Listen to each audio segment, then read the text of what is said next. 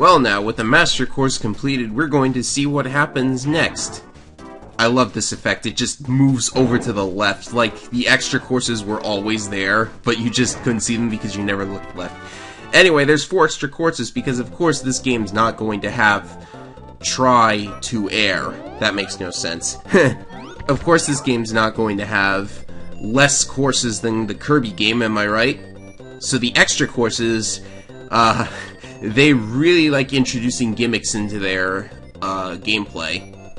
Like for instance, with this hole, this is actually a really easy hole-in-one. You just aim for the hole, but you've got to account for the air vent. It's a really easy hole-in-one otherwise. So we're kicking this off with a really good hole-in-one to start. What will the next hole be? Oh, I see there's a part 2 here. That's gonna be painful. This hole is called Cheap Trick. That was my favorite 80s band. Oh, that was such an obvious joke. So what exactly do they want us to do here? This is looking to be a very strange hole, just from that sweep the camera did. There's a gold tile there, and a conveyor belt going right to it. Oh, I see what's going on. If I land this right, it'll be really cool looking when I do it. Because I think you can kind of see what's going on here.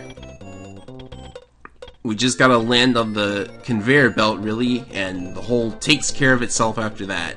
So let's make sure we can snag that power-up and make the simplest shot in history. Just gotta use a lot of top spin, just gotta fire and...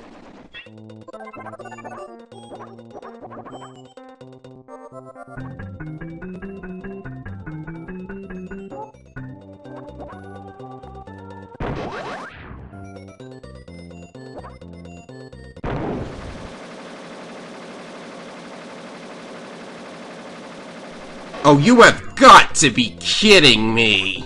That is so lame. I was off-center by just a little bit and missed the hole. You gotta be joking. Well, whatever. We have a power shot for the next hole, so we can make up for... Well, I can make up for my embarrassment in the next hole. Nah, it wasn't that embarrassing. Me singing is way more embarrassing, let me tell you. Next up is Tiar Stand. That's an interesting hole name. So we've got another glass panel there, and I still can't really show what it's capable of because I'm going to use this power shot to shoot way over it and onto one of those conveyor belts. Hopefully the one on the far right, because then the air vent will push me into the hole.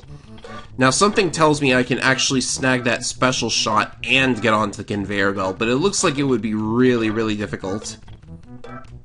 So I'm just gonna do it the safe way and just aim for the conveyor belt itself.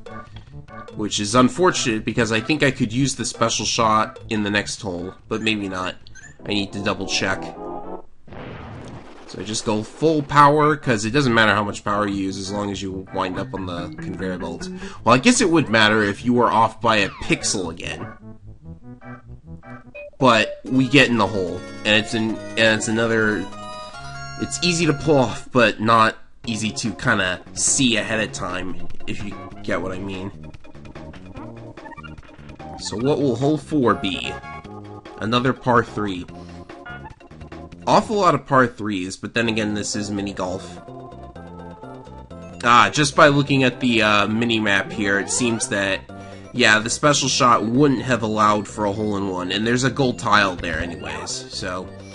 We're meant to hit it by bouncing off that trampoline and hopefully having enough speed to bounce on the surface of the water. Because the water physics in this game are not like Kirby's Dream Course. In Dream Course, you just need top spin to bounce on water. This game, you just need raw speed, which basically means top spin.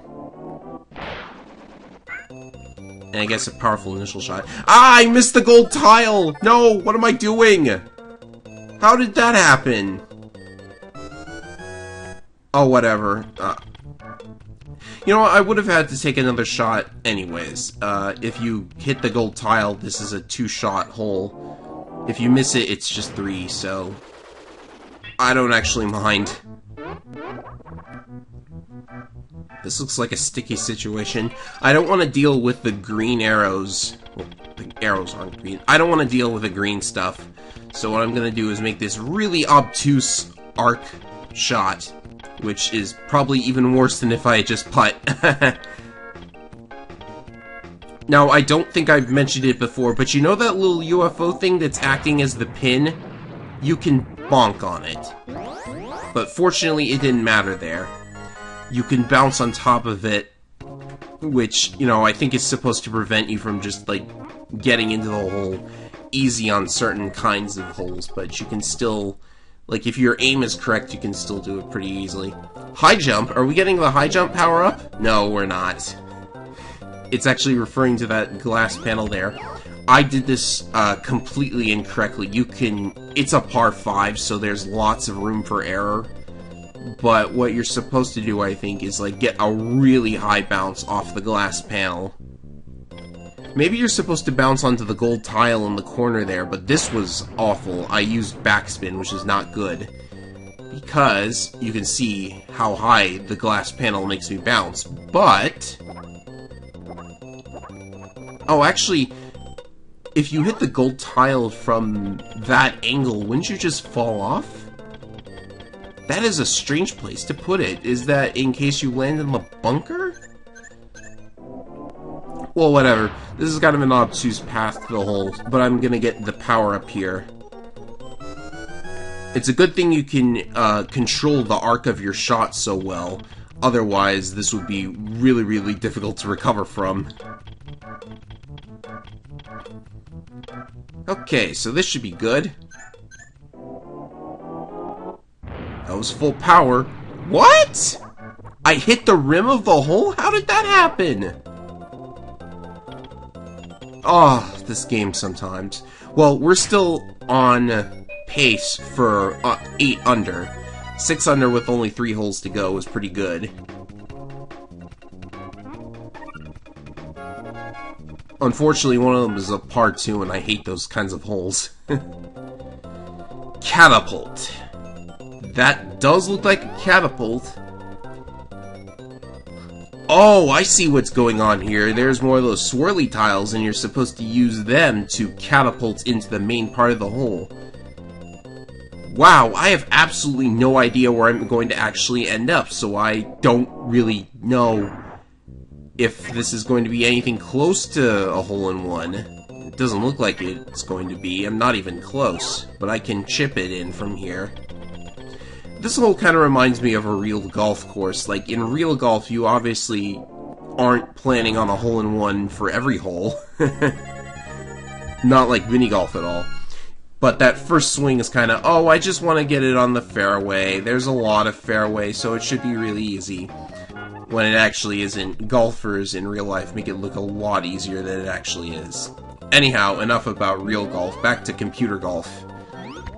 What was this? Dance on air? I think they want me to use the air vents. But that would be really tricky. I think I want to get that special shot, actually.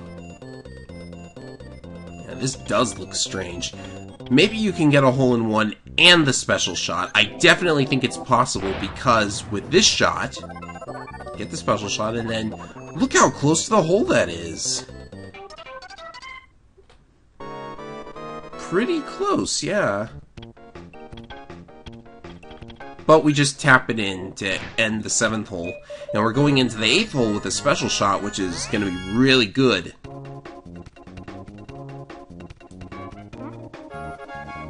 Of course, if that were a par 3, I would have had like 8 under already, but I can get it here. Oh, what's this? It's the Cubert level. You remember Cubert, don't you? Nah, these are actually slides, not boxes. Still, it would have been funny to have a Cubert level. That would be painful. Anyhow, it's a straight shot to the hole. I don't know what those power shots are doing there. Like, are they there just in case you overshoot it and land near the bottom? Is that what's going on? That's really strange. But if you have a special shot going into it, you just do this. So, I got no idea what they're trying to do. sometimes the whole design is really strange. Like, I've said this before, but if a sequel to this or Kirby's Dream Course were to come out, I'm surprised they didn't make a sequel to Kirby's Dream Course, to be honest. Anyhow, 10 under. Really, really good. Of course, and anything under 8 under is pretty good. One more gold trophy. Coming in by balloon this time. Those little animations are really cool. Anyhow, next up, Extra 2!